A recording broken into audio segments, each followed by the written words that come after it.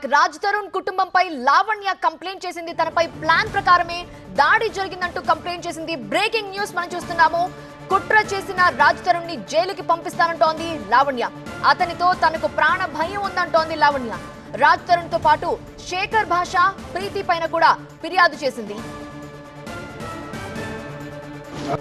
నిన్న జరిగిన దాడి మామూలు దాడి కాదని మంచిగా అసలు నేను క్షమించలేను రాజ్ని.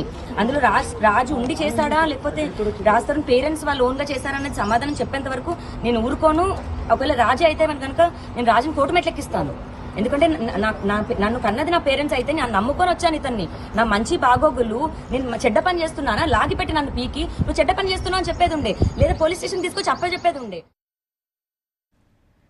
రంగారెడ్డి జిల్లా నార్సింగి పిఎస్ లో ఫిర్యాదు చేసింది లావణ్య.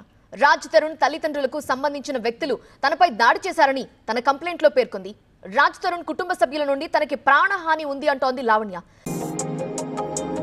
ఉత్సాహంగా ఉల్లాసంగా చదువు సాగాలి, గొప్ప గొప్ప ఉద్యోగాలు సాధించాలి. Vignan deemed to be university. రక్షణ కల్పించాలని పోలీసులకు విజ్ఞప్తి చేసింది. మరోవైపు లావణ్య ఇంటి దగ్గర నిన్న అర్ధరాత్రి వరకు హై డ్రామా కొనసాగింది.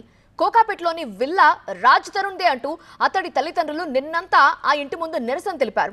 తమ కుమారుడి ఇంట్లోనే ఉంటామంటూ లావణ్యతో గొడవకి దిగారు. దీంతో రంగంలోకి దిగిన నార్సింగి పోలీసులు రాజ్ తరుణ్ పేరెంట్స్ ని ఇంట్లోకి అనుమతించాలని లావణ్యకి స్పష్టం చేశారు. దీంతో గత అర్ధరాత్రి వారిని ఇంట్లోకి అనుమతించింది లావణ్య.